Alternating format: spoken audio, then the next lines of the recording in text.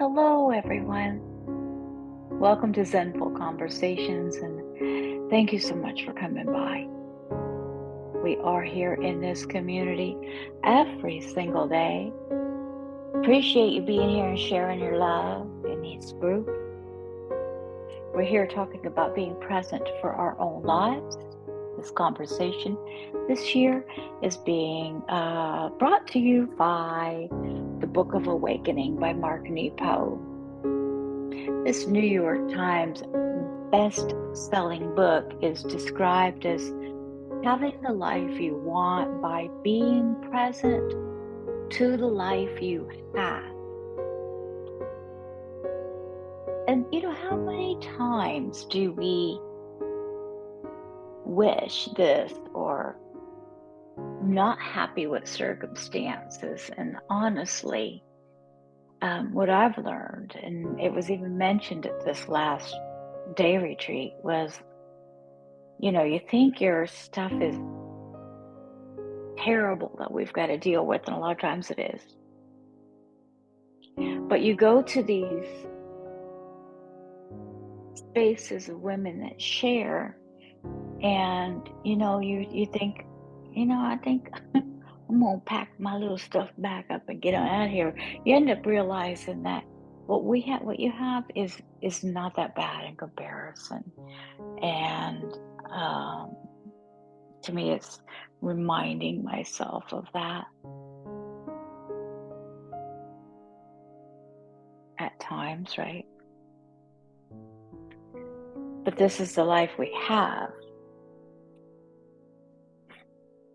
and being present for it, with it.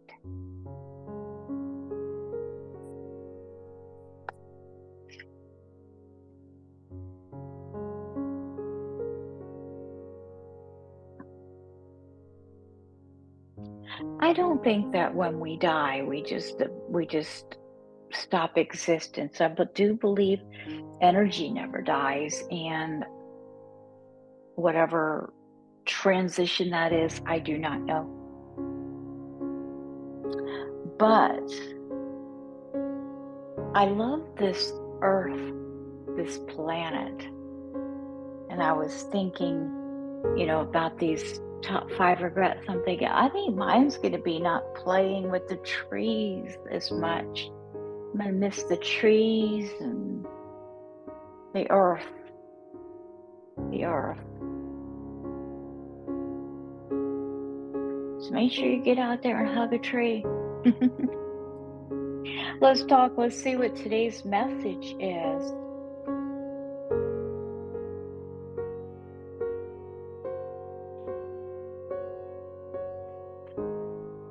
Here we are.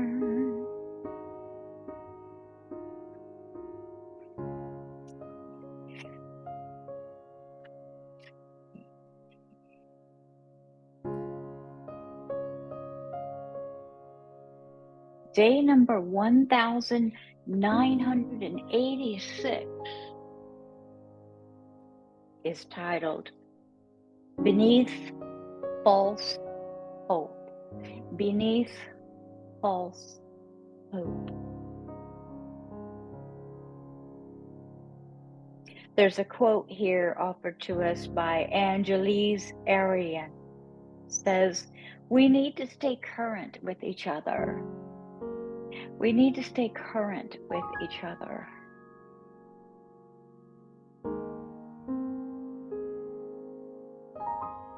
It has taken a lifetime to understand how easily I can secretly wish for things to change. And in my secrecy, prevent true change from happening.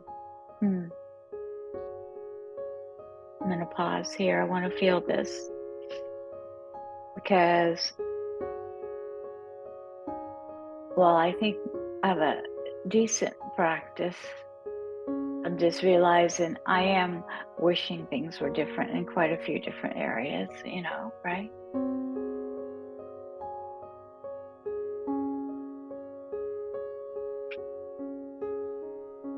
It has taken a lifetime to understand how easily I can secretly wish for things to change, and in my secrecy, prevent true change from happening.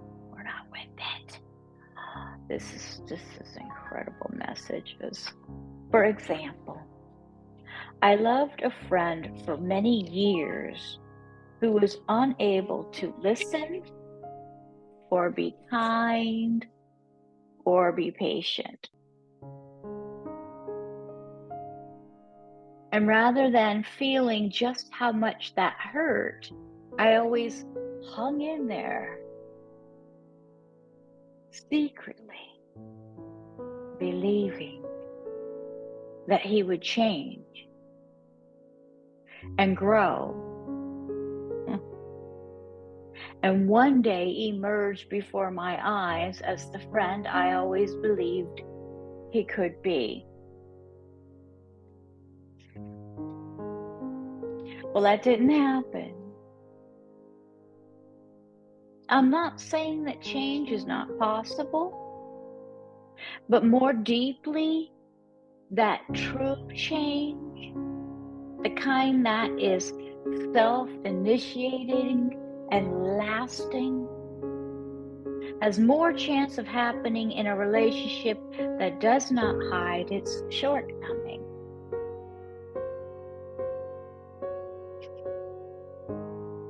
As long as I could dream of my friend as I wanted him to be, it softened the true pain of how we were actually living.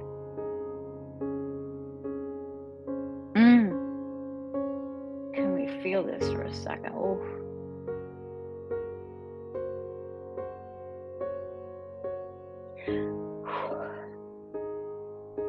Without such truth, neither of us could grow.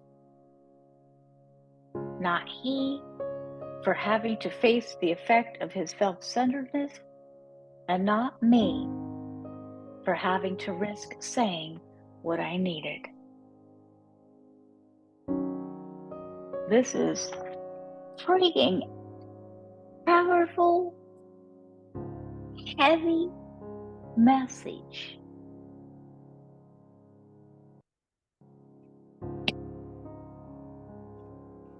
How many times? I mean, it's a darn joke even that they say, you're going to try to change the man, right? Isn't it a joke? However, I don't know. You're with somebody for so many years.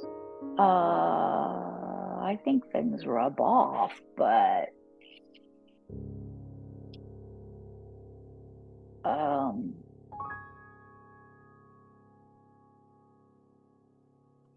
wow. So to understand how easily I can secretly wish for things to change, and in my secrecy prevent true change from happening. So this sentence, if we are secretly wishing for things to change, then we are not 100% with what is, to see the miracle of this beautiful transformation, because we're here, our energy's here, our vision's here, our focus is here. We're even cranky and miserable, so what's our frequency? And this whole being present allows us to see things unfold we would not see.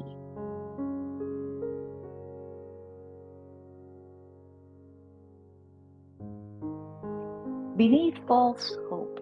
But I just love this, how easily it has taken a lifetime to understand how easily I can secretly wish for things to change.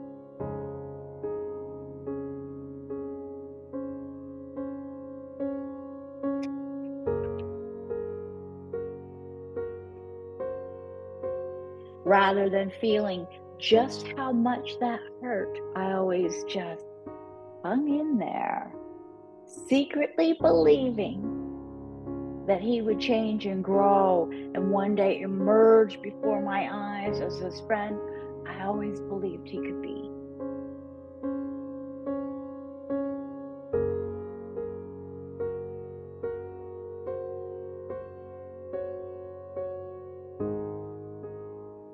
As long as I could dream of my friend as I wanted him to be, not being true to ourselves here.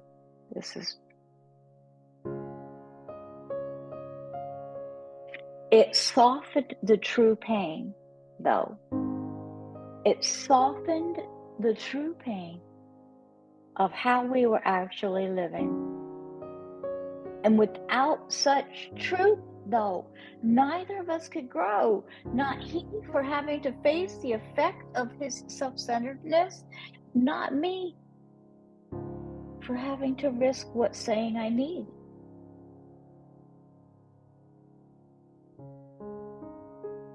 And we think, sometimes, well, we're doing good just by not.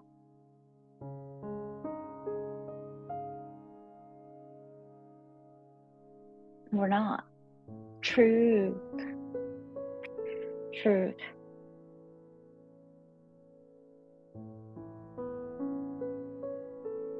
And see, this is what, like, if we know it and we're still doing it. Like, it's one thing to do something if we don't know. But once we know, and then choose. Like, so it's like, and you don't, but if you know and you won't, too, is another level. I know, but I don't care. Right? There's I don't know. But then when you know, and then you decide to do it,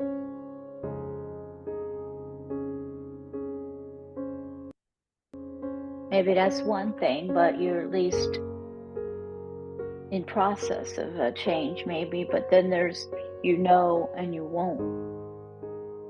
There ain't no change gonna happen. Observing ourselves. I just love the whole part about it.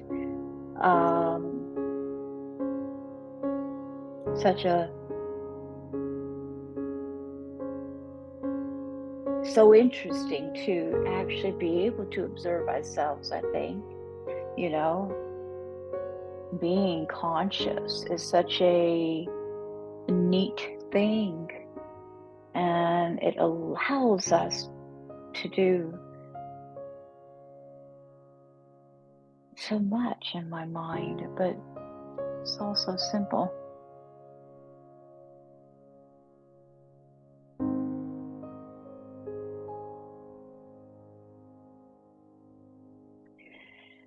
Thanks so much for coming by. Deep gratitude. We'll see you tomorrow. Namaste.